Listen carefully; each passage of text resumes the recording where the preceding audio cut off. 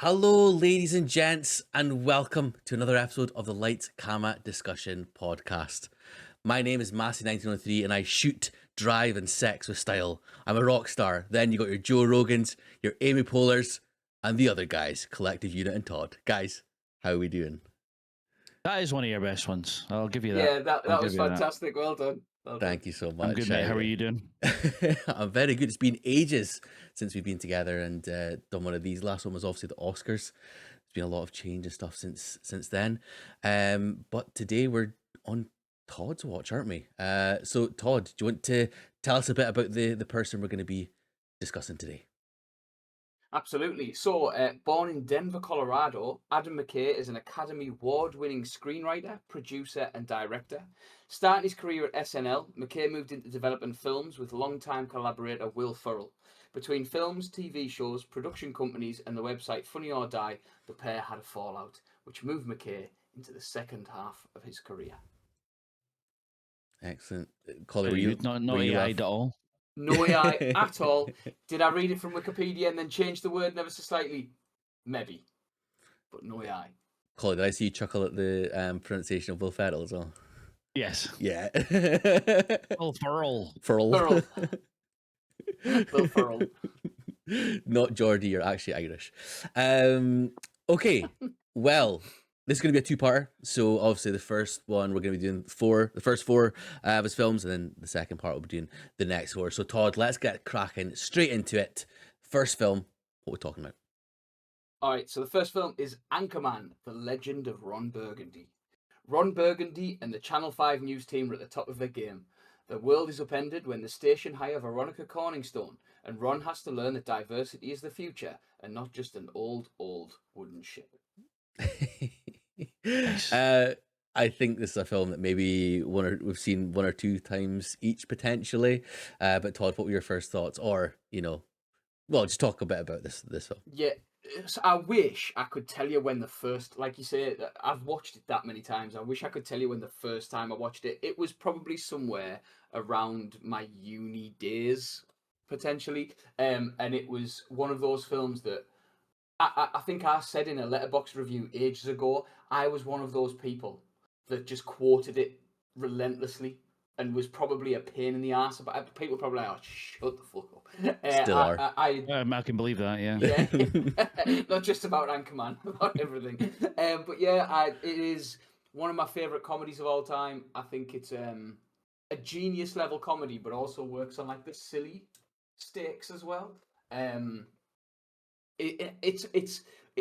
When I picked this, I didn't realize how hard it was going to be to talk about it because it's so good. But like, there's so much happening, but there is a lot to touch on. Like I said, it's been one of my favorite comedies for a very long time. Fair enough. And Collie? Yeah, I mean, I remember going to the cinema to watch this way back when. I'm sure it was for somebody's birthday or something like that. There was a group of us went, and I've loved it ever since. Yeah, like Todd said, one of my favorite ever comedies. So quotable. The storyline's so daft, but hilarious at the same time. All the performances, I think, are top tier. Everyone delivers their lines well. It's really well written. Yeah, just always one that I'll chuck on and just have on and just laugh at. It's timeless for me. Yeah, absolutely. It's one of those that I remember in school, like when it first came out and everyone was quoting it and, talking about it and stuff as well. And it's just, you're right, it's just so easy to watch, like it's so easy to chuck on and just enjoy the ride because it is some ride. There's so much quotes and stuff to it. I kind of obviously mentioned to you guys that when we chose Adam McKay that there maybe wouldn't be too much meat on the bones in terms of analysis that we could do on certainly these sorts of films. But there's so much that's quotable. There's so much iconic scenes and moments that just make it such a great thing to watch. And we can kind of dive into a bit more about the film and obviously, of course, as Todd's going to do is we're going to quote as we go along as well. So talking about obviously the cast, we touched on how everyone's at the top of their game. You of course have the sort of the main news team, but again, Will Ferrell is the main character. The main guy is Ron Burgundy. Todd, what were your thoughts on him as Ron Burgundy? I think this must have been my introduction to Will Ferrell. So I just assumed that was sort of him. Do you know what I mean? Like, I just assumed that was what... Because SNL, I don't know if you've ever had any sort of connection with it or whatever back in the day, but, like, I probably didn't see any SNL stuff until long after any of this. So this was like, this is the greatest actor alive. I was like, this is the best thing that's ever going to happen, and there's nothing going to beat it.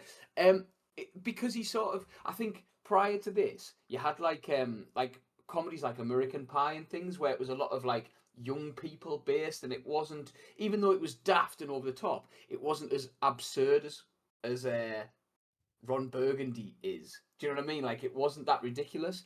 But I think I know a lot of it is improvised as well. They make a big thing of showing the outtakes and stuff, in the credits, and thank Christ they do, because they're some of the best bits. But, like, his delivery of, and again, we're starting early, but, like, even just Great Odin's Raven, and the way that he enunciates things is just, like, his delivery of lines. I don't know how they got anything done, because I'd just be sat there crying the whole time. And it's that sort of that range of, like I said, the over the top delivery of his, like, Anchorman persona, but even stuff like when he's in a glass case of emotion, or when he's hugging Baxter at the end. Sorry for spoilers for a film that everybody should have seen by now. But when he's hugging Baxter and he's, like, screaming at the top of his voice, there's just so much, like, to his performance. The film is great. I mean, the film is phenomenal. Sorry, but I don't think it would have been anywhere near as good if it wasn't Will Ferrell as the lead. I don't know who else you could cast in that role, because it is his role. Yeah, no, I totally agree. I think Ron Burgundy, for me, is his greatest creation. Like, it's just his most, for me, it's the height of his powers, and he's fun in a lot of things, but this is, like, for me, like, his absolute A game. And you're right, I don't think it would have worked with anyone else apart from him. He just embodies the Ron Burgundy sort of thing, and I think he's even done it a couple of times, like, on SNL and stuff as well, or, like, he's, like, showed up as cameos in like live things and stuff, and just every time he's just absolutely pitch perfect the way that he plays Ron Burgundy. So I think he's absolutely phenomenal in this film. Collie? Yeah, I'm the exact same. Like, I think he just completely embodies the character. And if I think of Will Ferrell, Ron Burgundy's who I think of best. And like you say, Todd, just some of the, like, is when he's warming up right at the start of the film, and, like, we won't go too much into the quotes now and stuff, but then the bit when he's in the phone box phoning them about, after the Baxter incident, he's like, I have to say something. And it cuts to, like, we're obviously going to get on everybody else, but Fantana's like, they're gonna put Cornerstone on, and it's so, like, of the era, and obviously none of us lived through that era, and none of us really, like, have any familiarity. This was like, obviously, I don't believe that that's how the news was back then, but I do, in a way, as well, or I hope it was, because I think one of the parts of the trivia was that the whole thing was based on, I want to say, a female news reporter's memoirs about a really chauvinistic Anchorman, and that's, like, kind of where it came from, or where Ron Burgundy's, like, based on. And like, I think just his interactions with every character, even, like, a small bit part one, like Jack Black or whatever, all the way to with his team and Cornerstone and all that kind of stuff. I think he's perfect for this, and like both of you have said, like, height of his powers, like, this is, the best role he's ever done. I mean, like, I love him in a lot of other stuff as well.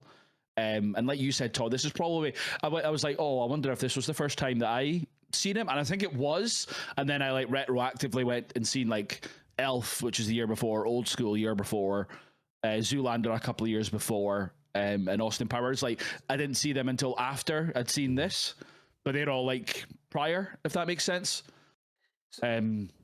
Sorry, on you go, Todd. Just you saying that about, like, so Austin Powers, I've rewatched that since and gone, oh my god, that's Will Ferrell. So I've Yeah. seen that and not clocked him.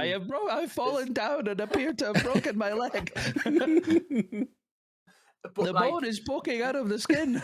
but Sorry. even Mugatu, I didn't like. Zoolander was like a film I watched as like in school, like so. But I just didn't clock him, and I think it's because, like you say, Ron Burgundy sort of like stamped in your brain as the Will Ferrell role. So yeah. Yeah, I didn't see, because I remember watching Zoolander on a school trip to France and Belgium on the bus we were watching it, and that was like a couple of years after I'd seen this, and because he's obviously his Magatu's got the wig and stuff on, you don't really recognize him. But I feel like I'm taking crazy pills is one of my favorite gifts to use, especially any time that you sit on Twitter or anything like that. It's between that and the screenshot of that guy being like, the video ends when I log on or when I get annoyed at Twitter, and it's like 7 seconds long or something like that. So, but yeah. Back to like this or whatever, I think we've covered it. Like, Will Ferrell is amazing, and we won't go crazy on the quotes until a little bit further in this discussion. But yeah, he's class.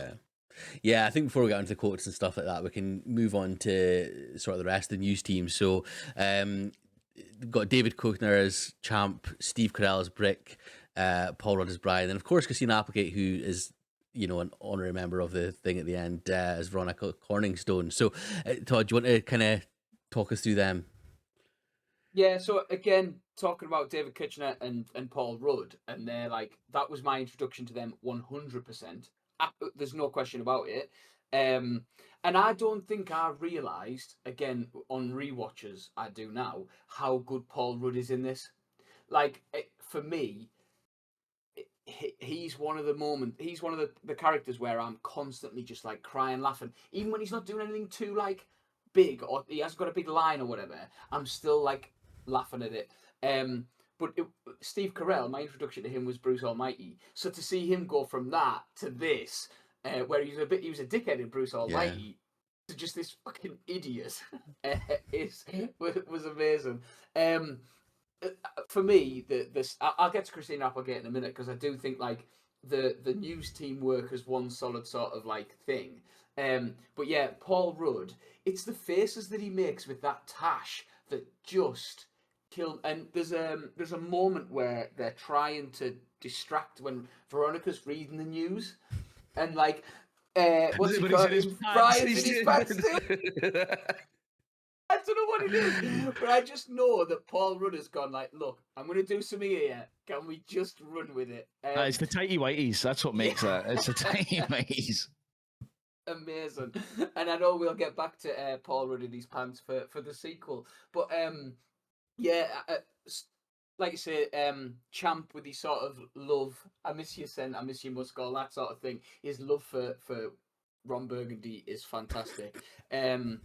I love how they're introduced as well. I love like that it's that sort of typical sort of like film introduction. The little mini monologues and stuff are amazing. Christine Applegate, I don't think I've seen in much else, and it was why I was like, I know obviously she's had a horrendous time of it with she got over cancer, and then obviously she was diagnosed with MS, and her career had to obviously take a back seat. So I haven't really seen her in that much else. But for me, I think she's like a force in this, largely because she spends most of her time side by side with Will Ferrell, who's just riffing, who's just going, and she has to kind of keep up with that. And like, that isn't a sort of slight on her, that's a fucking talent. Even in bits like the and I'm sorry, I'm not doing quotes, but the scene where start the quotes, Todd. Yeah, come just on. he changes her teleprompter to no, it's not. It's the announcer going and Tits McGee, and then Will Ferrell does and I'm Tits. I'm Ron. How can you sit next to a man who does that and delivers it so well, and still maintain some level of like professionalism? Like, it just doesn't bear thinking about. But she also holds her own in terms of a character. I think her character is legitimately funny in moments. So yeah, I think the whole news team do an amazing job of just holding the film together. Hmm. I think you're right. Like it all works, and they're all again perfect for their roles. Paul Rudd is just effortlessly funny for me. And like I think it's even just him in general. Like, have you heard the story about about Friends, the final episode of Friends? So like he was obviously in like the last couple of seasons as like Phoebe's boyfriend or whatever, and Spoilers. obviously, oh yeah, sorry. And obviously for the last 10 years they'd been through all these things, and the rest of the cast, and on the final episode, they're like hugging and crying and stuff like that. And he went up and hugged them as well and said, "What a ride it's been, eh?" And apparently That is no one funny. laughed as well. So, but that's just like how effortlessly funny he is. Um, he's just always on it. So yeah, I think him as Brian Fontana, and I'd write the sort of like physical comedy kind of stuff that he does with it as well is fantastic. And even just like, so the other ones like David is Kushner. I say Kushner, but I've never heard Kushner. it said out loud. So That's fine. Well, Ever Todd said, say the opposite. okay, yeah, David. good Him as Champ, and his like just as like his catchphrase of whammy, like the way he delivers that Whammy. every time, it just gets a laugh from me because it's just so perfect as like a sports guy. And then of course Steve Carell, which could have easily been quite a one note, sort of dumb character.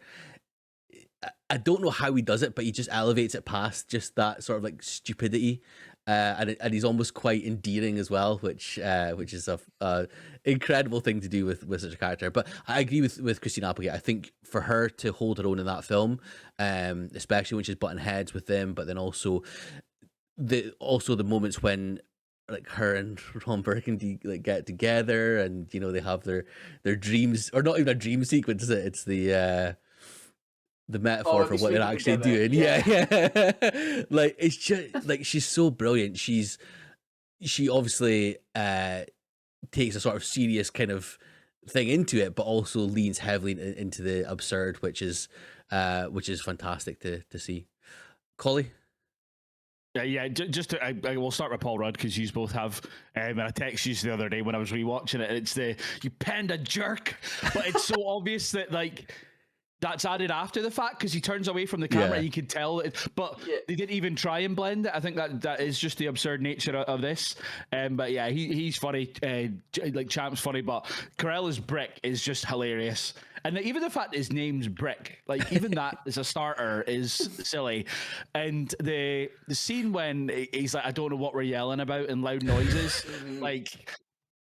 It still makes me laugh, and like loud noises are maybe a little bit overplayed, but the I don't know what we're yelling about is just is so good, and the whole like obviously way absurdist, but the whole like killed somebody with a trident, and how did you get a hand grenade? I don't know.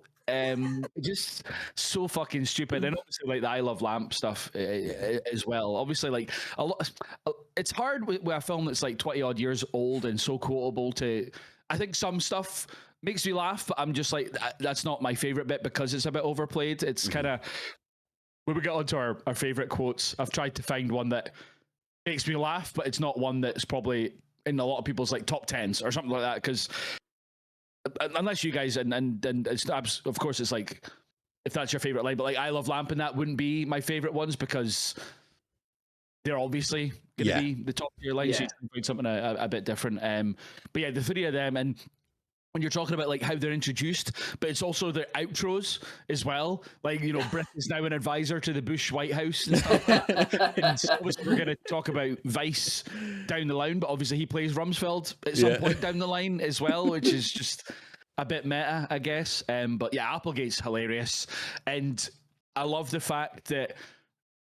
This is Ron's story, but then she gets her own voiceovers, and she's like, "Here we go again into another like newsroom, and I'm the woman, blah blah blah blah blah." And it's when she like whacks Champ with a drawer because he's obviously tried to touch her boob and stuff like that. And her scene with Ron in the jazz club, and she's like trying her best to like resist him, and then as soon as he plays Yaz flute, she's obviously.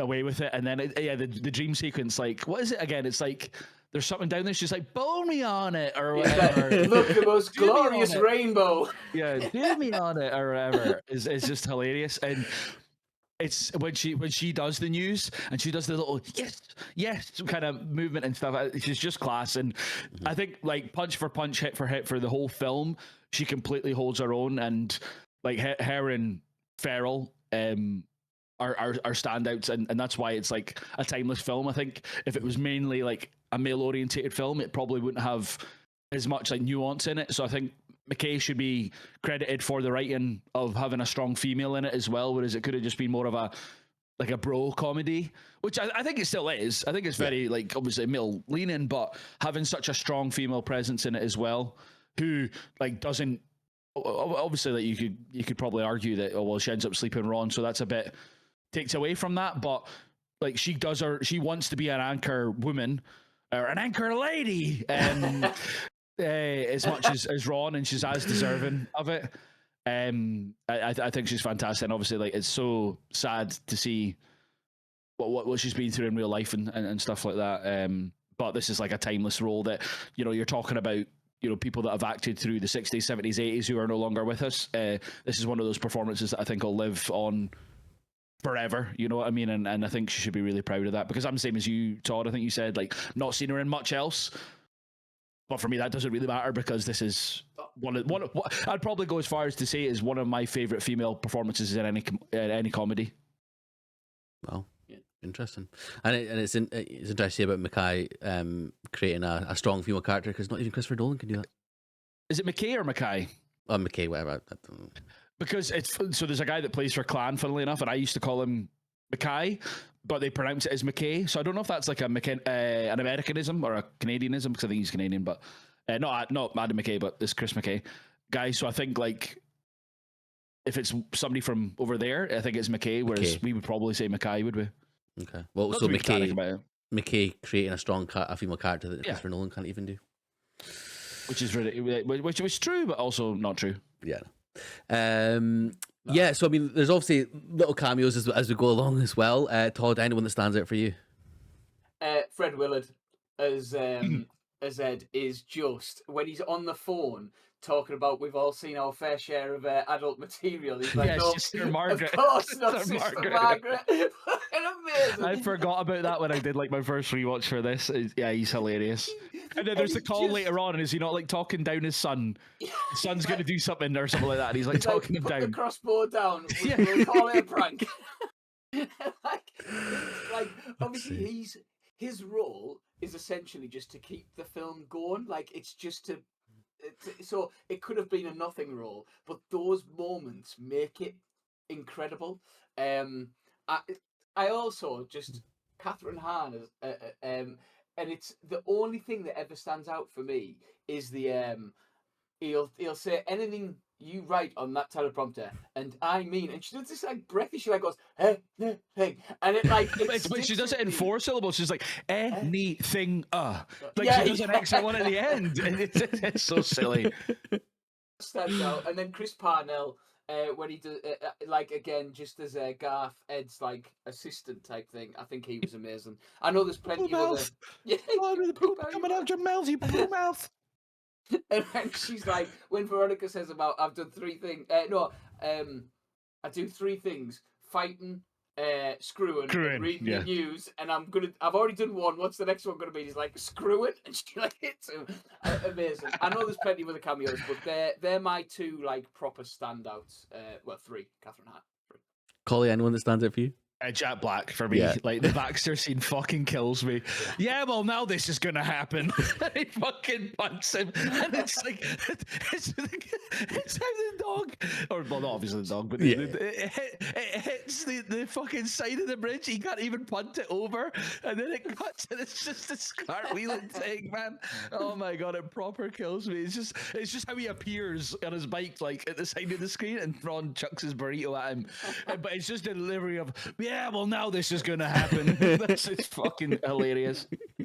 Yeah, it's same for me. Jack Black, like when he turns up, it's just fantastic, and it's such a big guy for like such a small part as well, which makes it even funnier for me.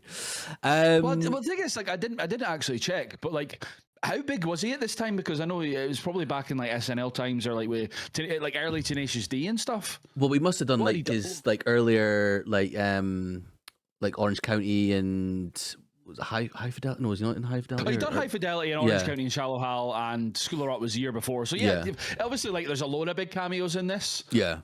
But like, you know, like even Ben Stiller and stuff like that. Like, I love his one. Like, it's not my quote. I actually noted it down, but the comedy stand bitches. That one when he arrives at the fight's hilarious as well. So yeah, there's a lot of them obviously that have done huge stuff, because I mean, Zoolander was before this, obviously, for Stiller in that. So the cameos start to finish are great.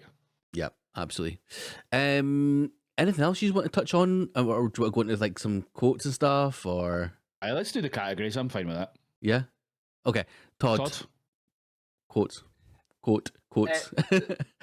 So I think this will be a popular one, but I went with the one that makes, and it's not a Will Ferrell one, which is surprising, but it is Brian Fantana when he says 60% of the time it works every time. And I know it's like one of those that is said so often, but it is so fucking stupid and it is so good. And that whole conversation around about like, it smells like pure gasoline. Like that whole scene, but it's that quote the 60% of the time.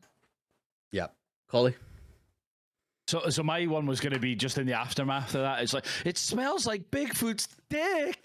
But no, for me, I was trying to like think of what ones that are just like not underrated or that, but it was, I want to say something. I'm going to put out there. If you like it, you can take it. If you don't, send it right back. I want to be on you.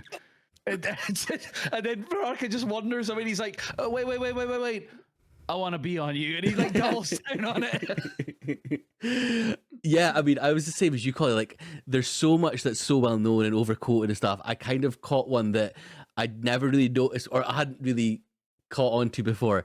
And it's when Ron's speaking to Baxter and Baxter barks at him and he says, "You know I don't speak Spanish." I don't speak Spanish. It's hilarious. Like, it's class. Absolute class. I do like you're a miniature Buddha covered in hair. I love that. You're so wise.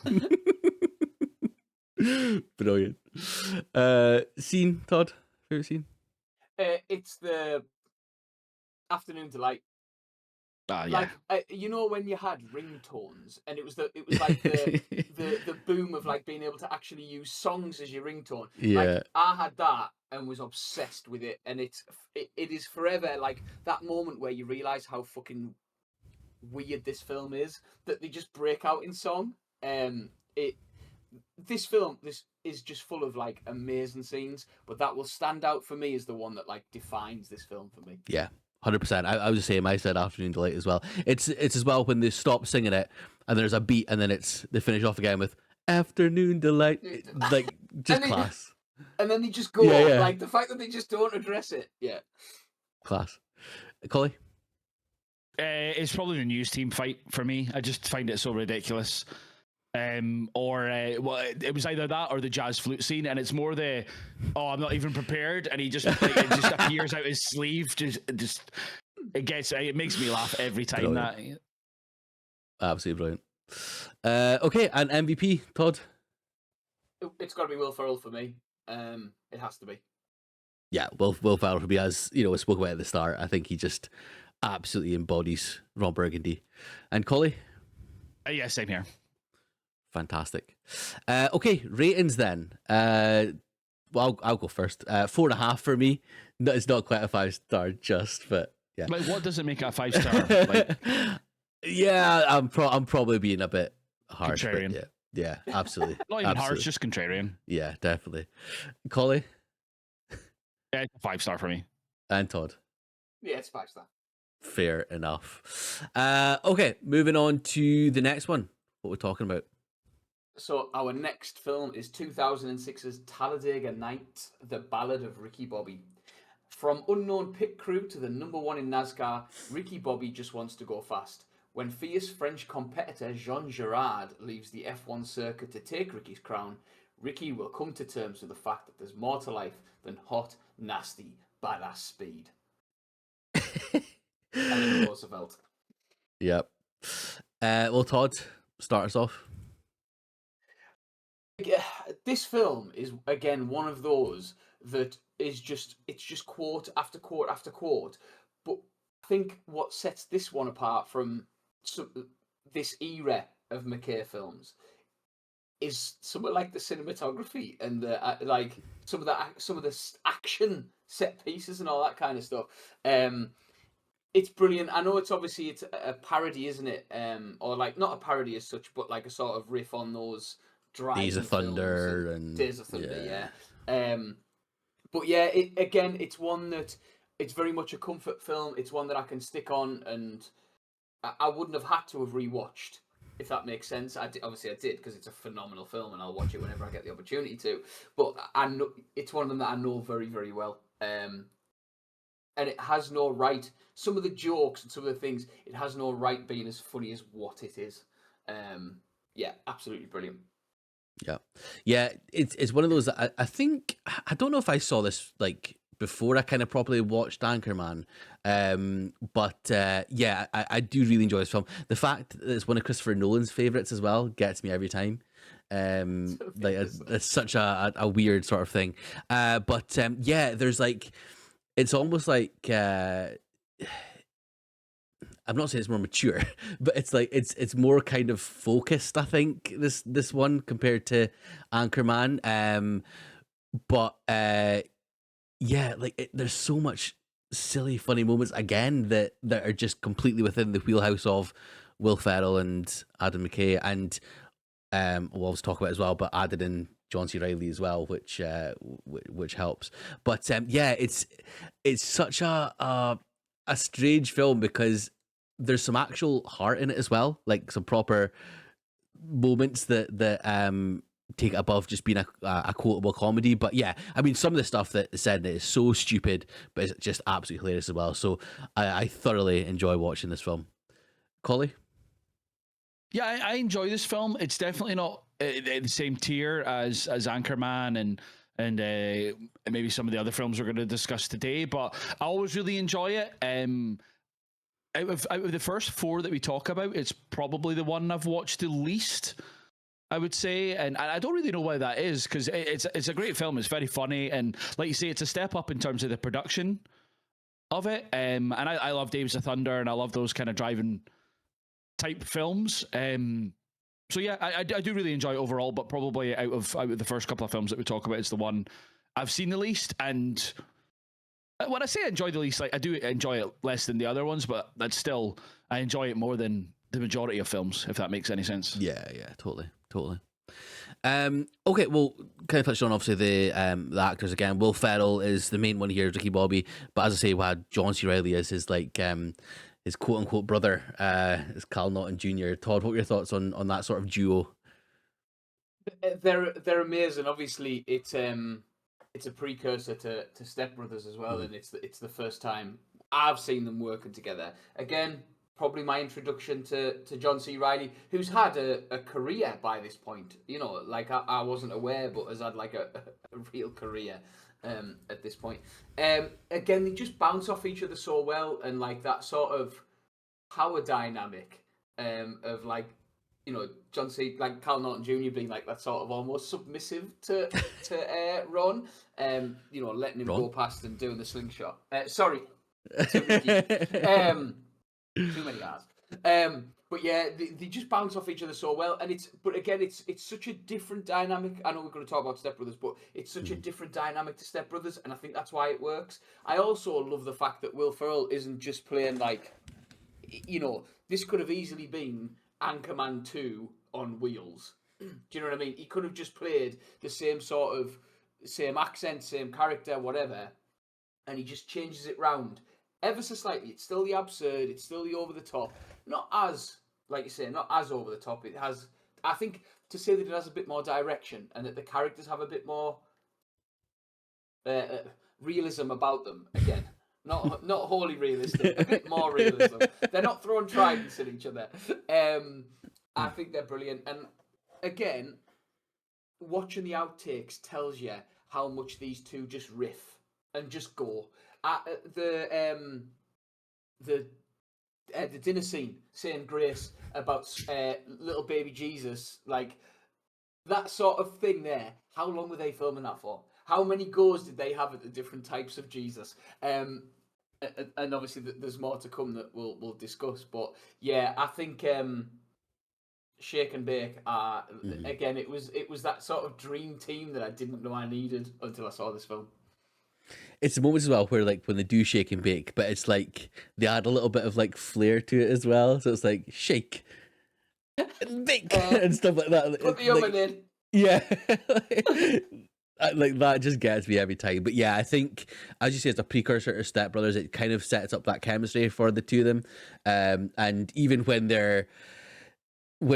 John C. Reilly is kind of antagonistic towards Will Ferrell's Ricky Bobby, but it's obviously more Leslie Bibb's character that's kind of chasing that sort of thing. But even at that point, when they're still being nice to each other and things like I think it's such an interesting dynamic that they have. But yeah, I think those two as a duo is fantastic, and of course we'll talk about them even more in the next film that we discuss. Collie, what were your thoughts on them?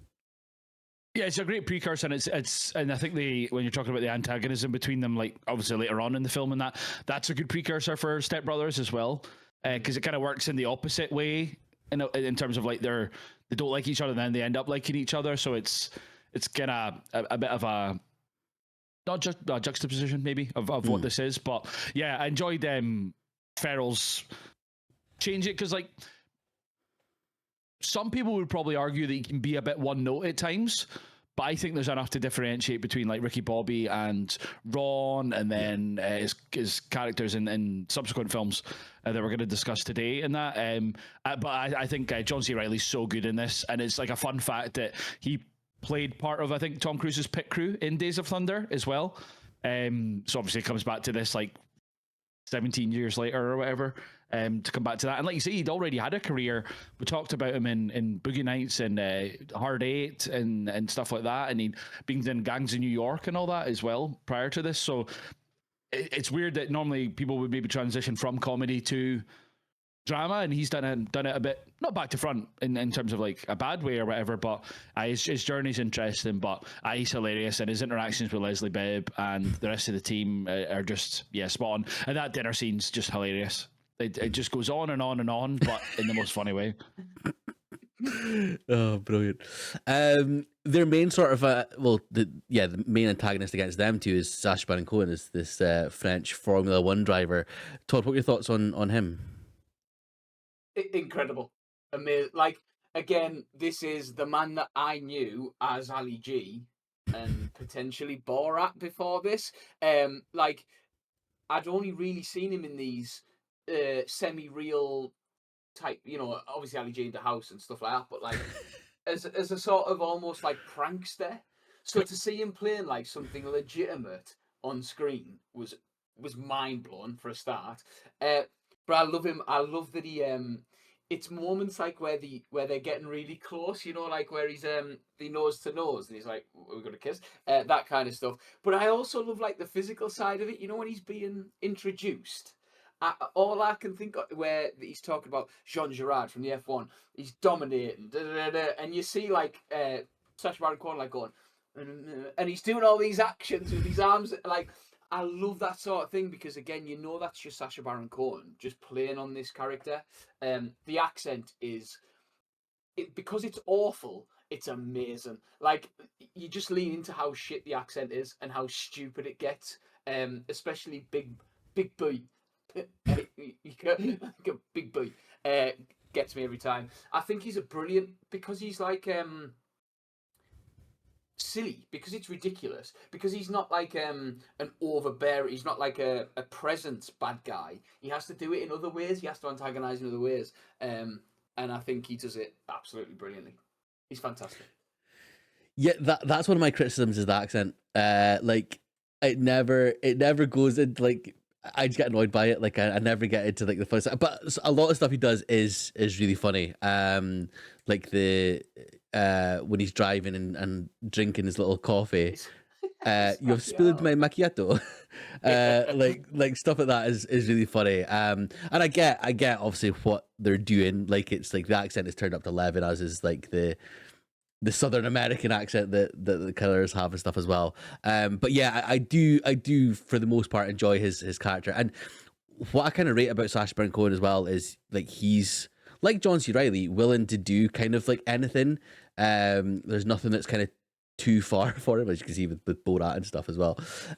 So it was nice to see him kind of come in as like the sort of villain of the piece, but also he's not even like he's not really a bad guy. He's just a competitive sort of, homosexual French gentleman that comes into the party. But yeah, Where's that come from? Like, that's what he is. Yeah, I know, but I don't want to say all French are homosexual. I want to say that he was. Oh, will you just shut up, man? Oh my god. But yeah, no, I think the accent kind of thing it for me, but yeah, I think overall it was really good. Collie, thoughts on SBC? Yeah, I thought he was really good. Like Sacha Baron Cohen's such a chameleon of an actor. He can do anything and everything. He's done more dramatic roles subsequent after this, but yeah, this is one of my favorite comedic roles. It's not like a character written by him. Because like obviously like Ali G, he's involved with that, and then Borat and stuff like that. Whereas him actually just going into a film and being funny in it, and it was Adam McKay like wrote the role for him or whatever. I think he's hilarious. It's funny.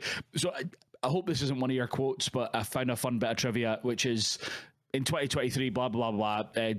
Jenson Button was racing in Le Mans, and he posted a tweet, and it was a quote from Jean Girard, and now the matador shall dance with the blind shoemaker.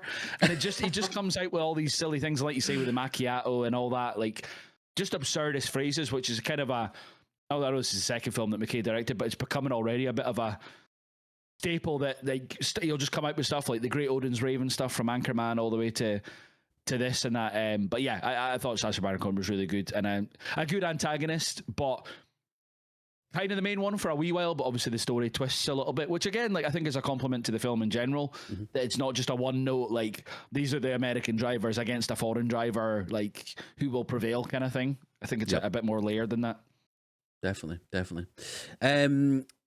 Todd, anyone else that kind of jumps out for yourself, character wise or actress wise? I think Amy Adams to start with is brilliant as Susan, who's like again the sort of the bit part for the longest time. And when like he's signing autographs and signs ahead, she's like, no, Ricky, it's me. Like she's just that sort of background character in Ricky's life. Michael Clarke Duncan for me is amazing. Like again, Green Mile was probably all I really knew him for at this point, and Daredevil. Just what? Daredevil's Kingpin. I wouldn't have remembered that at this point, no. Sure. But I wasn't expecting such a ridiculous performance from him. And I think it is so over the top. I'll keep it for my favorite quote because it's one of his. Spoilers now, but I think him singing and stuff, like it just, you don't expect it from him, and he was brilliant. And the other one that really gets me every time, I won't take everybody, but is Molly Shannon as Mrs. Dennett when she's pissed the whole time, and like the vibrations, and she's like this against the windows. Again, she was obviously massive in America at this point because of SNL and all that kind of stuff. But it was just a random like casting that really stood out as just a wild bit for me that proper gets me every time. Yeah. I totally agree with those. There's one bit as well that totally gets me. It's kind of to do with the casting, but it's when they say that Glenn's died, and then he's like hiding just behind the wall. Like that, for some reason, that gets me every time as well. Like just his little face peeking past. Like it's just fantastic. But yeah, no, I totally agree with the Molly Shannon part. Like that also gets me every single time. And I kept forgetting that Amy Adams was in this. But I suppose that's almost her character, isn't it? That she's like kind of the forgettable sort of like behind the scenes sort of thing. Leslie Bibb as Carly as well. She's just incredible. Of course, married to a friend of the show, Sam Rockwell. Like I think she's fantastic as this kind of, again, it's like an antagonist, but not like she wants to be like a wag almost for the NASCAR racers. But yeah, I think she's fantastic. Collie, anyone else see that for you? Gary Cole as his dad as well. I thought he was really good, but I just a great ensemble cast. I don't think there's as many big performances as there is in maybe Anchorman in terms of like supporting kind of roles. Everyone is maybe in it a little bit less than they are in Anchorman, but everyone does a great job. But Gary Cole as his dad just makes me laugh all the time, especially like when he's coming into is it the school and stuff like that and presenting. And then just teaching all the kids, like this is how I live my life, and that I thought he was really, really good. Yep. Anything else, or shall we go into quotes then? I'm fine for categories. Yeah. Okay, Todd, favorite quote. It wasn't Michael Clark Duncan. It is a John C. Reilly quote, and it is "I spread my butt cheeks as my honcho." when he's talking to Will Ferrell when he's in the coma, and he's talking about the fact that he did a Play Dude spread. And he's like, nobody knew about it because I went by the name Mike Honcho. So if you can hear me, I just wanted you to know that I spread my butt cheeks as Mike Honcho. It gets me every single time. It's amazing. It's so good. Well, mine is a Michael Clark Duncan quote. Okay. Don't put that evil on me, Ricky Bobby. That's so good. Class, absolute class. Collie? It's the John C. Reilly. I like to picture Jesus in a tuxedo T-shirt because it says, "I want to be formal, but I'm here to party." and just an honorary mention to Ricky Bobby. I wake up in the morning and I piss excellence. I love that. Brilliant. Favorite scene, Todd? If I was allowed to pick the outtakes, it would be the outtakes. Just when they're talking about the pack of stray dogs that control most of it, but I won't. It's the crepe scene. It's where Jean Girard's got him in the arm lock, and he's like, "Why don't you say I love really thin pancakes?" He's like, "That's a really good out." I had a crepe Suzette this morning. Yeah, that whole scene is fantastic. Brilliant. Mine is any of the adverts. Like, I think the adverts are just absolute class. Again, I think there's like more outtakes of them as well, but even just the ones that are in the film are brilliant. And it's so like on the nose. Collie? I mentioned earlier, the dinner scene just makes me laugh all the time. And even just when he starts, he's like, "Dear Lord, baby Jesus," or as our brothers to the south call you, Jesus.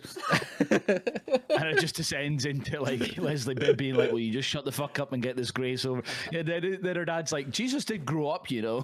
A bearded man. Yeah, he was a man. Oh, brilliant. And finally, MVP, Todd?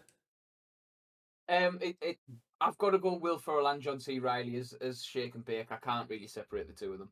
That's fair. I went for John C. Reilly because of the whole Shake and Bake sort of thing. But yeah, John C. Reilly.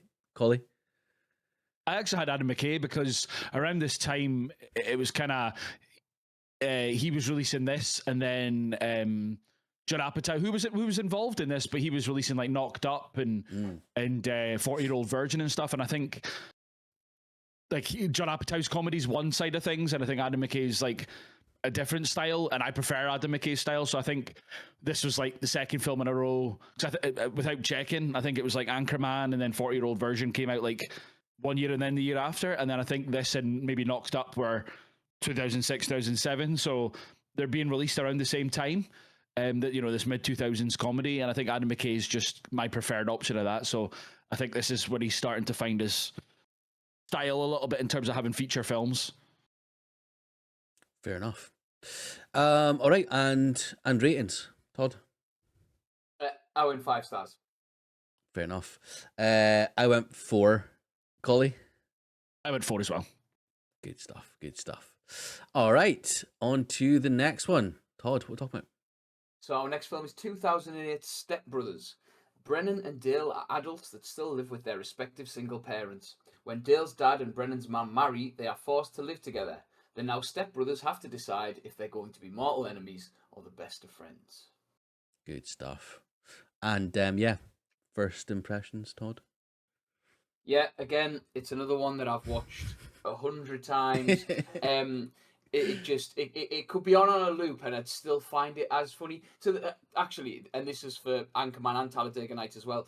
At the like in our football club at uni, like when we did socials and stuff, one of the games we played was the Will Ferrell quote game, where you would just have to go around and sit, and then if you didn't, you'd try whatever. But like, this was something that I committed to memory, not for that, but just because I loved this film so much. Again, I think this is stronger than Talladega Nights in terms of the relationship between Will Ferrell and John C. Reilly. I think they get to play a little bit more here.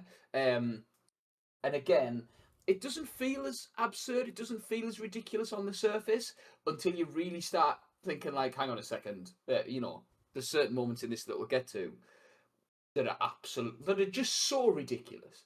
But played quite deadpan by especially the supporting cast. One of the easiest films to watch, but also one of my favorite comedies of all time.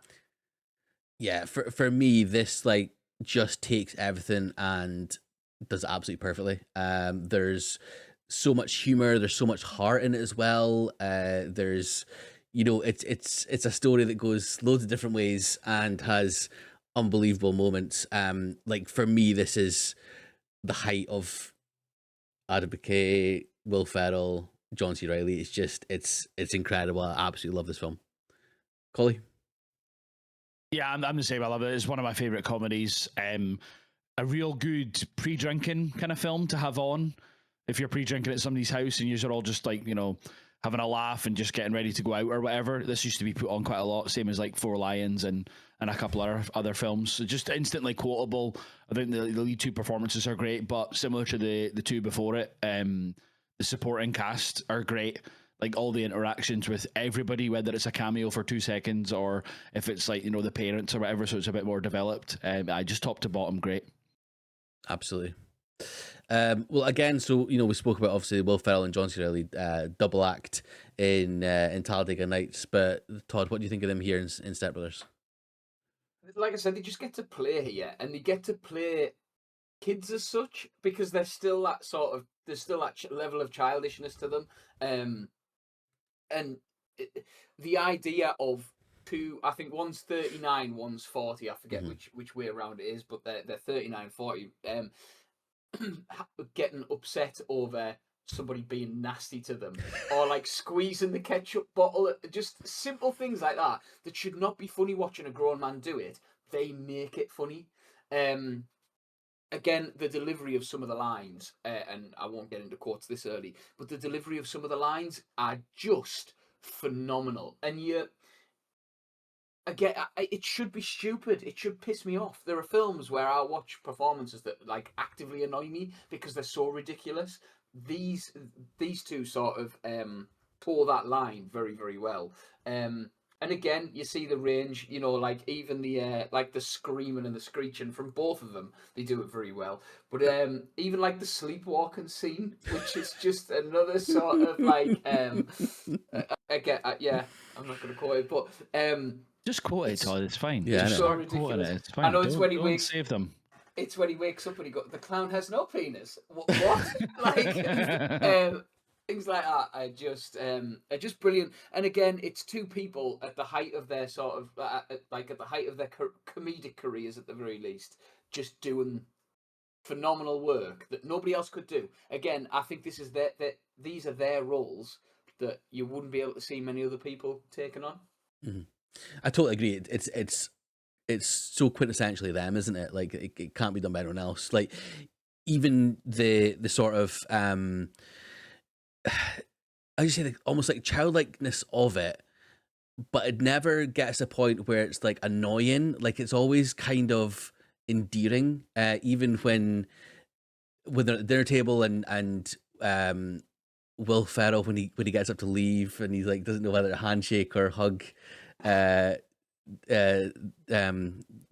or I think he calls it Dr. Novak or Mr. Novak. And then on the flip side of the coin, John C. Reilly when he's saying about Nancy and trying to push like the envelope with like telling her that he likes his pancakes with chocolate chips in them and blah blah, and then even this thing when he says about she might be thinking she's had the old bull, now she wants a young calf, and like just moments like that like are just so. Again, it should be annoying. It should be like a negative moment, but it's really funny and really endearing done by them. And then, of course, you know, when eventually they come together as actual friends, and then even the moments where they're reconciling at the Catalina wine mixer, it's brilliant. Like it's an incredible ride. It's an incredible arc for these characters. And yeah, you're absolutely right. I don't think anyone else could have done it as well as they did. Collie? Yeah, they're a great tandem, and like you say, the ride that you get taken through this film in terms of like hating each other to their own individual quirks to then, you know, fighting with each other all the way through to the reconciliation at the end. And like the reconciliation is so funny, like when they're just beside each other and they're like, I hear you've been doing well, and they're quite civil with each other. So like they're not like hating each other anymore. But then it's when he comes to save him after and sings at the end. It's just unbelievable. But that bit, I didn't have it noted as my favorite quote. I just had it as a quote to mention. But it's the, oh my God, I've had the old bull, now I want the young calf. But it's the bit right before that. He's like, I'm looking good. Got a luscious V of hair going through my chest pubes down to my ball throw. And then, and then she looks at me and goes, I've had the old bull and I want the young calf. And she grabs me by the wiener. And it's just so silly. It's just so silly. But and then the bit when they're like Todd said, like crying at the table and stuff, like, I think I'm going to throw up. I think I'm going to throw up. It's so like childish, but like you say, there's like an endearing factor to that. Like these are obviously like man children, and they both are, and they're both handled in their own way. Because that's even like prior to them meeting. I think like the way that they're interacting with their respective mom or respective dad, that both the parents are in the similar situation. About like they've got these children that they've like babied essentially until they're in their late 30s or 40s or whatever. Yeah, just really well written, which is a strange thing to say about such a silly film. But yeah, I think it's just perfect, and it just like all coalesces into a really fun but like it's endearing and just a story that you're like invested in. And again, which is such a silly thing to think about, but you are invested in. When they fall out, you're like, oh, I wonder, like, I really hope they get like to fix it or whatever, because they were so good together when they're going for job interviews and all that kind of stuff. Like, just so I can taste it on my tongue and stuff like that. I don't know if I'm stealing quotes, but we've kind of. That's what I was saying to Todd. Todd keeps going, I don't want to quote. I was like, just quote it, and if it's someone's favorite quote, I'm sure one of the three of us will just find another quote to say or whatever is our favorite. So yeah, just hilarious. And yeah, and that's only the main two that we're talking about. There's so many others to talk about, you know? Yeah, absolutely. Well, let's talk about them. Obviously, again, I feel like in terms of the supporting cast, it's not quite as broad. Again, it's a bit more focused in who there is. But I think they work so well, obviously. Mary Steenburgen as Nancy, Richard Jenkins as Dr. Doback, Catherine Hahn as Alice, and Adam Scott as Derek. Todd, talk to us about the supporting cast. I think Nancy and Robert as the mum and dad again just give that sort of grounding, but they're still hilarious. Like her with the whores where they're fighting and she's like screaming at them is incredible. But it's the for me it's Robert. It's Dr. Doback when he does your failures and he's like failures, and you can just see he wants he just loves it. It's amazing, and like. So even they get in on the silliness and the dinosaur, like when he wants to be a dinosaur, and he's like, you can see him like going back and like he's got his little claws going and stuff. I think them two are amazing. I use it's Richard Jenkins' quote where he's like, "I do not give a fuck" when he talks about making like they're sitting in bed about the bunk beds. Yeah, I do not give a fuck. I put this like that sticks with me. So yeah, them two are amazing. Adam Scott with his phenomenal abs that he oils got a carb since 2004. Thank you very much. Like. I don't think I've ever seen him play a dickhead since, but I hated this man. I hated this man from the beginning. He's amazing as that dickhead. And just the way that he talks when he's like, you know, he got his real estate license for shits and gigs, and it's just like shut the fuck up. But Catherine Hahn as Alice is an absolute standout in this film. when she's talking about wanting to ball Dale up and shove her, she's like, and shove you inside my vagina. I can feel you just living in there in your hair. Like that bit for me, I like the first time I watched it. Oh, and sorry, Stay Golden Pony Boy. When she goes for a piss in the urinal and she like cocks a leg and a dress, and then she's like, "Stay Golden Pony Boy." And it's just leaning into the silliness, and I think something. We have like Adam McKay just lets them do this, and I think that's why these films work so well, because it's like, yeah, just go with it and we'll see what works and what doesn't. Yeah, like you said, I think you're spot on about it not being as broad, but definitely strong supporting cast still. For me, there's obviously another a duo apart from obviously Brennan and Dale that doesn't get talked about that much, and it's Robert and Derek. Like when Robert's like fawning over Derek, like that gets me every time. The way he's just like he's a son he never had and stuff, and like I think the way that they play that is so perfect. When he's like almost giggling like a schoolgirl when he's talking to Derek, it's just fantastic. The best part of that is I think Nancy like. It's like you've never laughed like that before. Yeah. And stuff. She's just like, what are you doing? Like even she's confused by it, which I think even like makes it even funnier. Absolutely.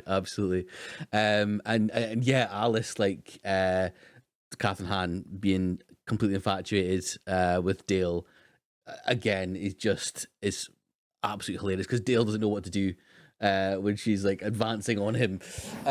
But yeah, I mean.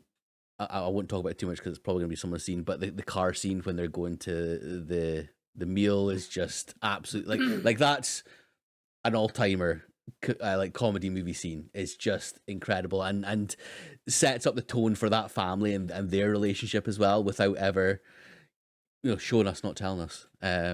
So yeah, it's absolutely fantastic supporting cast. But Collie, anyone that's seen it for you? Yeah, Adam's singing of the Sweet Child of Mine solo is unbelievable.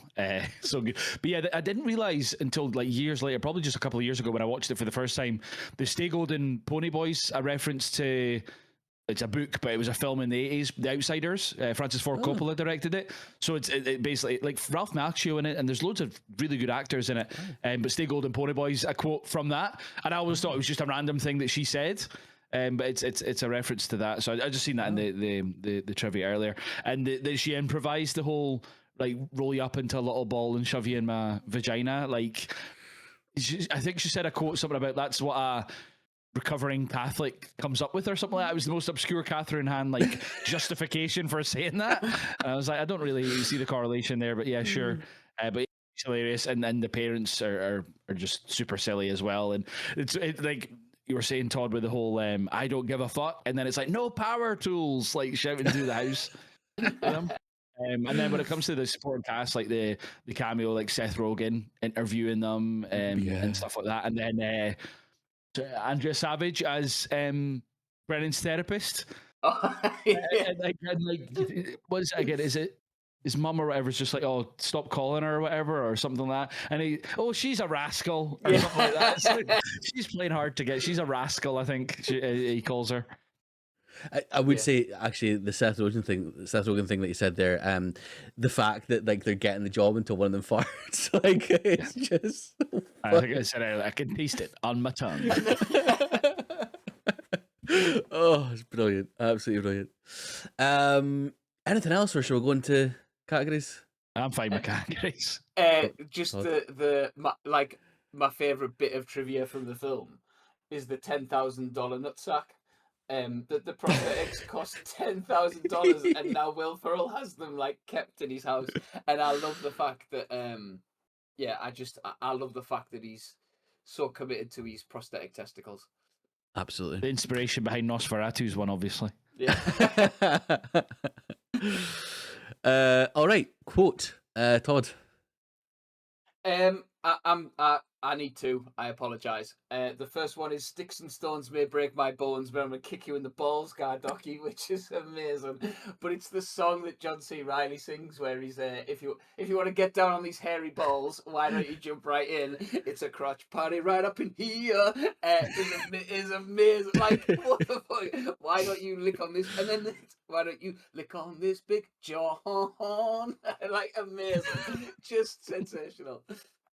And a very good rendition as well there, Todd. I appreciate it. Very well done, Todd. Yeah. My quote, I mean, it's kind of the iconic part as well. It's did we just become best friends?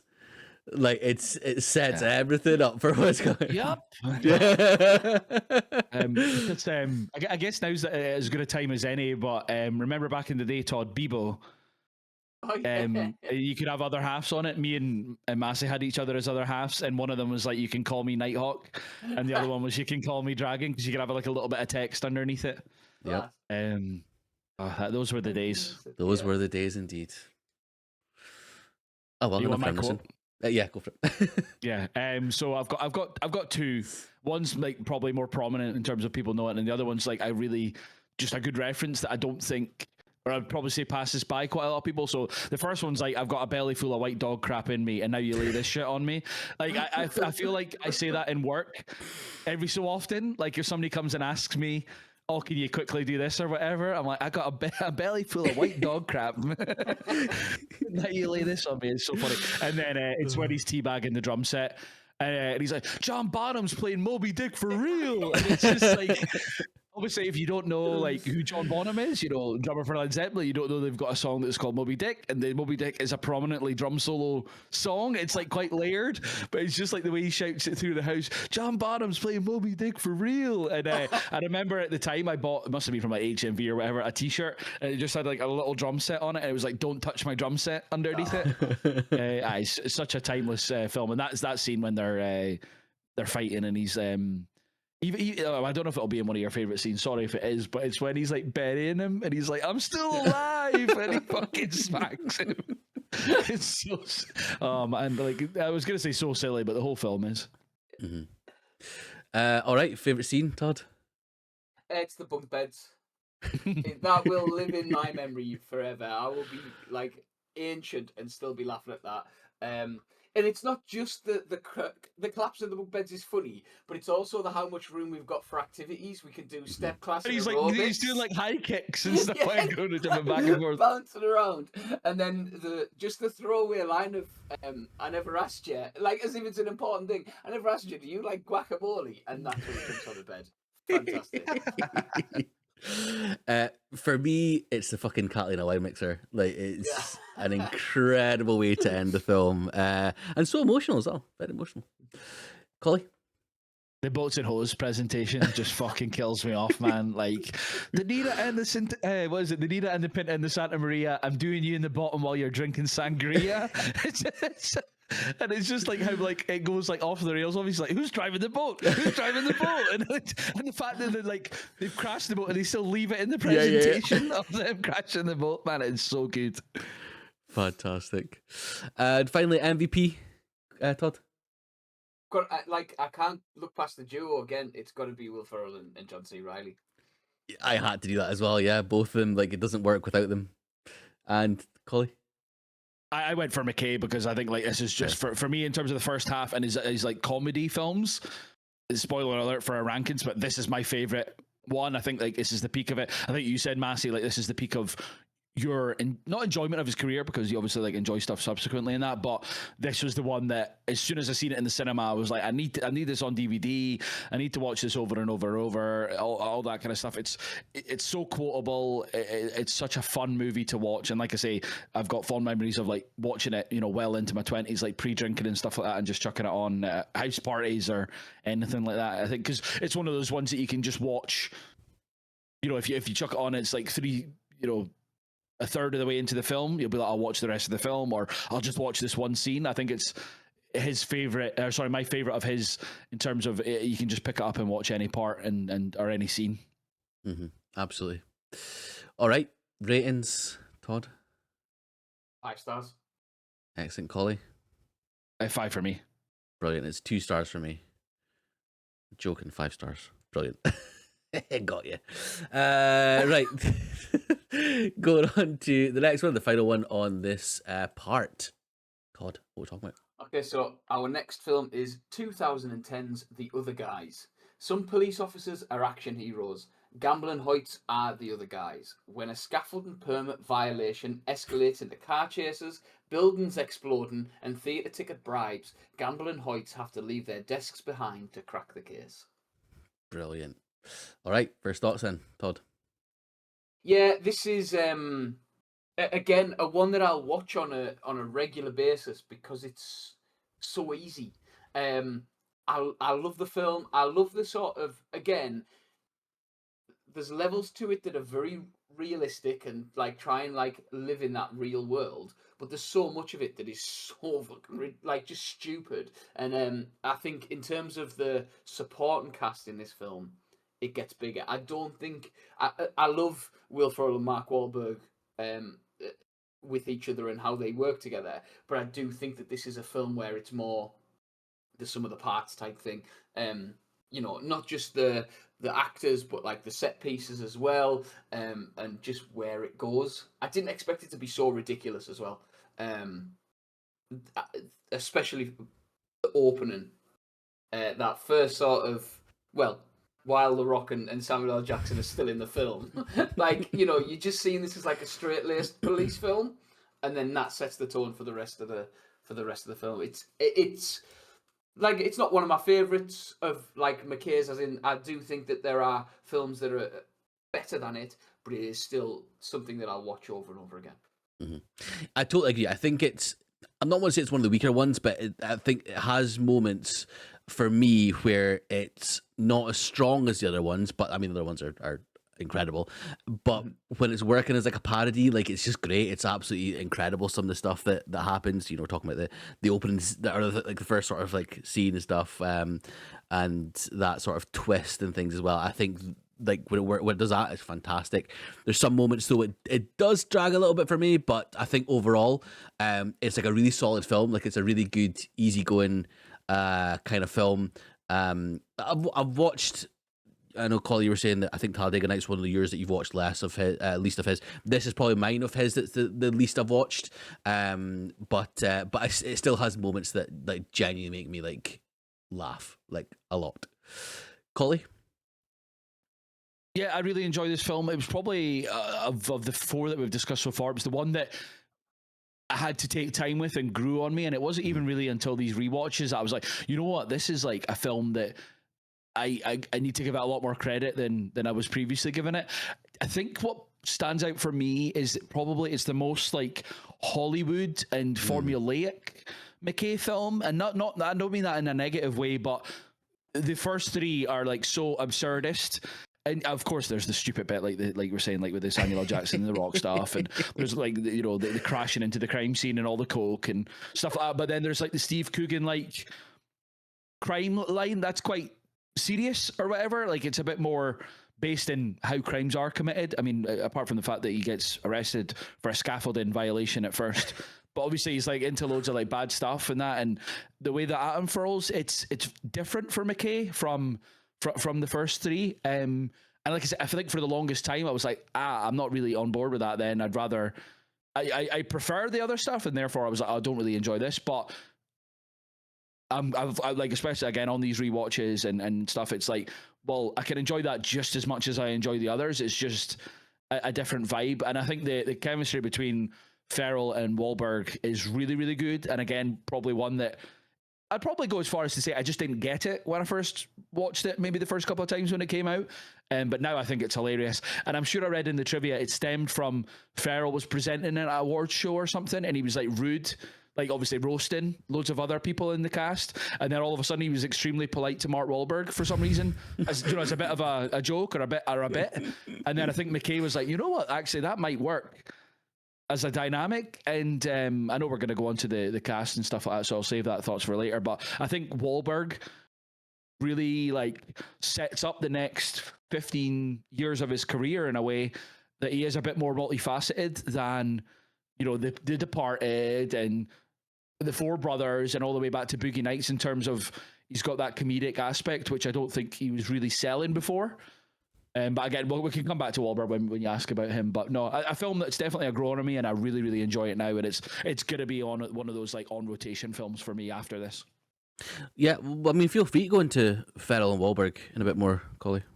So I'll continue with Wahlberg then since I started. But like, you know, post Boogie Nights, he became like like a Hollywood A-lister, and he was doing stuff like, I've got his filmography up here, but like Three Kings, Perfect Storm, Planet of the Apes, Italian Job, like these Hollywood studio kind of films. And then Four Brothers was a bit of an offshoot of that. It's a film I really do enjoy. But then The Departed, he was more of a supporting role in that because it was Scorsese and it was stuff. But that was like a big deal for him, I think, to be in a Scorsese film.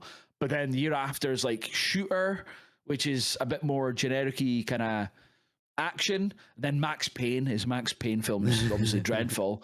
And then he did The Lovely Bones, which was an interesting thing for him. But then he does this, and he does The Fighter the same year, which I didn't realize until I was looking up his filmography for researching this, which I think is really interesting because I think that's like one of my favorite dramatic performances from him, and this is one of my favorite comedic performances from him. But I feel like other guys allows him to do like Ted and Pain and Gain and stuff like that. So I think it does set up the fact that he can do. I mean, he's done stuff obviously like that Patriots Day and Deepwater Horizon and The Lone Survivor. So he's got that Hollywood action star in him to make loads of money. But I think he's a really good comedic actor, and I think we don't really see it as much as I'd like to. But like this and Ted and stuff utilize it really well. Some of his stuff in this, especially with Eva Mendes, like that first scene, he's like, "Who the fuck?" He doesn't say. I don't think he says, "Who the fuck are you?" But he's like, "Who are you?" And like he's like, "Oh, very good, haha, funny joke." And then when he's leaving, Will Ferrell's like, bye, and he's like keeps saying bye to his wife and stuff like that. He just keeps like ignoring him. He's like, that's not your wife and stuff. But he's really funny, and just some of his insults and stuff, like when you piss, it's like feminine and stuff like that to him. And like, what does he say? Even your farts are feminine. They're like is a baby blowing out birthday candles or something like that. It's just his delivery, silly lines like that are really, really good. So yeah, Wahlberg, just to summarize it, it was a surprising turn, but in like a positive way in terms of like, oh, I didn't really know he had that in his wheelhouse. Mm-hmm. And I think as well, like obviously there's those moments where he's like really funny and stuff as well. But see when he gets given traffic duty and he actually kind of leans into that and really enjoys it, like it's really again endearing to see him find something that he loves and stuff as well. And that's obviously comes from Mark Wahlberg's sort of, you know, it's him acting obviously, which helps to allow that. But yeah, no, I totally agree. The stuff with Eva Mendes is fantastic. Like that is hilarious. Like that whole thing. And how he doesn't even believe he's like Alan must be joking, and it's like a setup. Is yeah, absolutely brilliant. Todd. Yeah, the chemistry between them, but I think Will Ferrell, we expect that level of comedy, and we expect to be where with like say with Mark Wahlberg, this was sort of the first proper foray into comedy. The I'm a peacock, you've got to let me fly is amazing, and again commits fully to that. I'm with you on the when they're outside of the house, and he's like, "Bye, Sheila," and Will Ferrell goes, "But he's like, go inside, Alan. Bye, Sheila." Like it's just amazing. But even the dance, you know, when he's like, when he goes to see his ex-girlfriend, and he's like talking about the other guy being a gang member, and he's like, she's like, he's my dance partner, and he's like, what, you're slinging tricks, to make you. It is just, and then he learns to dance ironically to take the piss out of other kids, and he like pulls off this incredible piece of ballet, which very clearly is not him.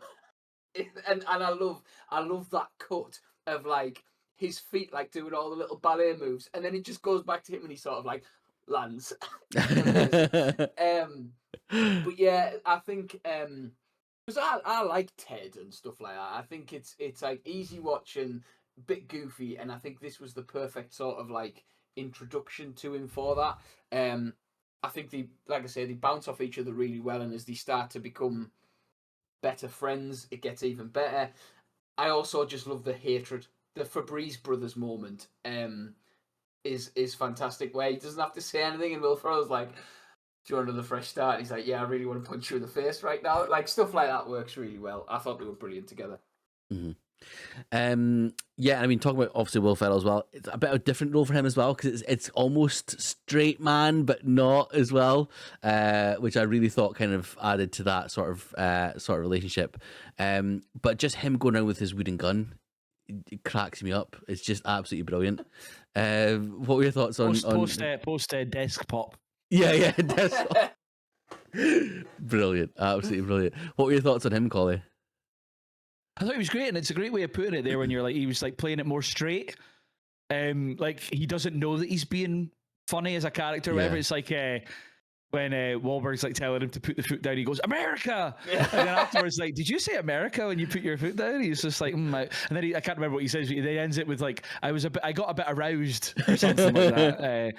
He's really funny. And then the diversion into the gator stuff is hilarious. Like that kind of diversion into yeah, you were a pimp. No. I just protected some women and took a small payment while they did their work or whatever. And just like obviously like his blindness to you were a pimp. But he's like, and Mulber's like, you were a pimp though. Like he just emphasizes it the more he tells the story. No, really, really good. And his interactions with everybody, even like when they're arresting Coogan, like early on and stuff, and he's like obsessed with this like scaffolding violation that he's done and stuff, and we'll obviously come on to Keaton and stuff like that as well, but his interactions with him and how like exacerbated he makes Michael Keaton as the captain and stuff, and I don't want to go into it in case it's one of your scenes, but we can come back to it. But the interaction when he's like not estranged from Eva Mendes, but they're not allowed to see each other, or they can't see each other, that scene just fucking cracks me up as well. Like just some of the filth that he's obviously having to espouse to her mum and pass back and forth is hilarious. And like how he always puts down Eva Mendes, like about like what is it? She's like, oh, I show him my breasts before he goes to work every day, and then she explains to Mark Wahlberg, she's like, they're not much, but they're very perky or something like that. Like similar to what you were saying earlier about Applegate and like acting with Will Ferrell as Burgundy. I'm like, how can you keep a straight face when people are saying stuff like that, or how can like Mendes deliver those lines without bursting out laughing? Yeah, Todd. Yeah, it's his little river band and like the the CDs that he has. I think it's one of those, like, obviously it's not an understated performance because Will Ferrell doesn't really do understated ever, but like it's less over the top than a lot of his other things, and I think it gives other people the opportunity to be the over the top. Like you say, the interactions with Eva Mendes, where he says like, he's like, is that, are you gonna get changed? And she's like, no, this is what I'm wearing. He's like, seriously, that's what you wear? Amazing. Yeah, but he does come across as that guy who, I think it's a layered performance in terms of, you can see he's scared of going back to what he was, and it's like a safety thing.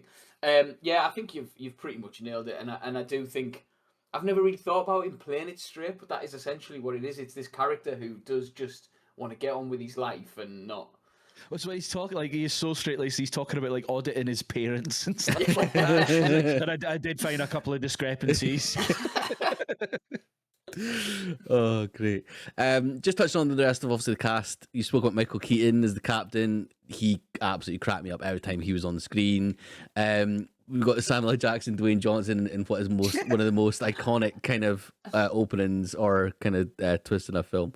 And then even Rob Riggle and Dane Wayans Jr. as the other, like, sort of like, Rob Riggle's so good, man. Yeah. The sort of the antagonist to them, I suppose. They're the kind of the cops that are actually do their jobs. I know we're talking about this, but we didn't even mention him in Step Brothers. He's so good at that. Like Kobayashi. Oh, he's so good, man. He's like, he's in so much, and I think he's so underrated. And in this, he's just class.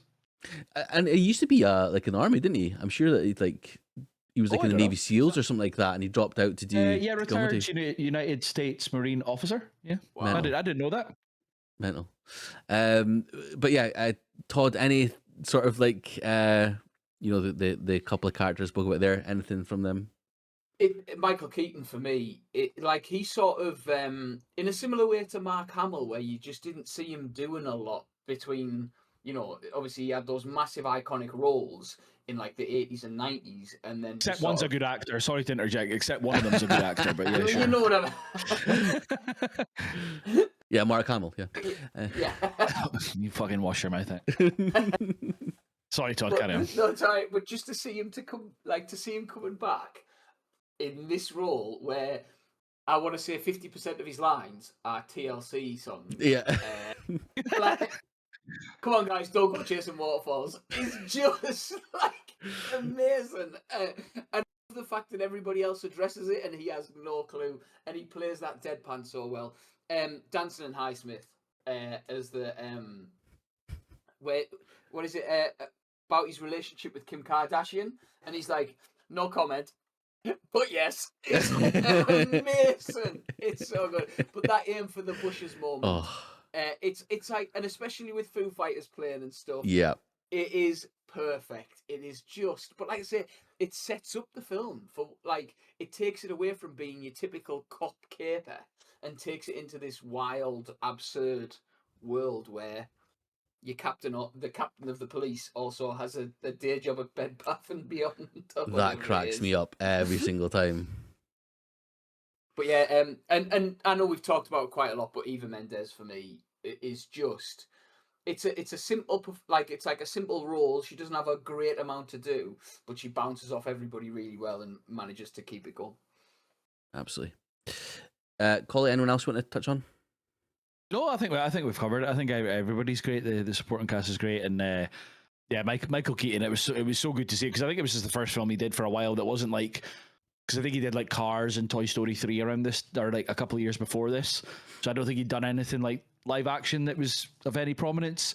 Mm-hmm. And then a couple of years later, obviously he's back doing stuff like Birdman, and then even like obviously more recently like The Founder and stuff. So I don't know if this quite kicked back off as like Renaissance. But for me, like, without like proper checking out, I think it was, and he's great. I just think it's great that he can do so much. Like, he can be so silly in this, but then like even in like Spider-Man: Homecoming as Vulture, he's like serious and stuff. He can do a turn at whatever he wants. And then even like way back, you know, obviously Batman and then Beetlejuice and stuff. He's a very talented guy. I think he's very underrated. Definitely. All right. Quotes then, Todd. Mine is a Damon Wayans Jr. quote, and it's the one that kills me every time. It is at the very end when he says, "I hope you like the prison food," and penis. His delivery's fantastic. That was mine as well. Oh, it's just so good, isn't it? The way he delivers it is incredible, absolutely incredible. I did also, there was one other where it was like on the aftermath of Samuel L. Jackson and the Rock's kind of massive chase that they went through, and it's I think it's the one of the like, mayor guys, or whatever. He says the suspects are caught with only a quarter pound of marijuana. And it's like absolutely wrecked New York City. Like $12 million in damages or something like that. Brilliant. Collie? Mine's was Alan when he's in his Gator voice. Gator needs his gat, you punk ass bitch. And scene, Todd? Mine is the collection of bribes from I know we didn't really touch on Coogan, who is just essentially playing Coogan, but like and doing that isn't a slant, he's doing a very good job of it, but it's when they go backwards and forwards to like Jersey Boys, and then the courtside seats at the Knicks, and he's like, let's go Knicks, but then when they go back and he's like, let's play good cop bad cop, and he starts screaming in his face, and it's like, oh, I'm sorry, I heard bad cop, so what you were doing and wanted to go further. It kills me, that whole, it is a scene essentially, more like a sequence, but brilliant. Mm-hmm. It's the bush jump for me, like the aim for the bushes. That, like, it's just incredible, absolutely iconic. Same for you, Collier. Yeah, same for me. Yeah, brilliant, so good. And then MVP, Todd. Mine's Mark Wahlberg. He's fantastic in this film, and is a surprise as well, or was a surprise at the time. Yeah, same for me, and honorable mention for Keaton as well. But yeah, I think Mark Wahlberg for me was the MVP of this film. Collie. Yeah, I was the same as you in terms of, like, I had Wahlberg, but I did be like, you know, special mention to to Keaton because Wahlberg was great because it was a departure and more into the comedy, whereas Keaton, it was just another facet to his acting career, and obviously spurred on this comeback. Absolutely. All right, and ratings. Well, Todd. So I went 4.5. I went 4 stars. Collie. 4.5 for me. Good stuff. All right. Well, that is us done part 1 of Mr. Adam McKay. So we'll be back with part 2, where it might be a bit more serious, maybe a little bit more potentially. I don't know. We'll see what happens. But guys, thanks so much for watching, listening. Of course, if you're watching YouTube, remember to like and subscribe. And if you're listening on Spotify, to follow us and let us know what you thought of Adam McKay and his first 4 films. But guys, we'll see you in the next one in part 2. Thank you very much. Bye-bye. Cheers.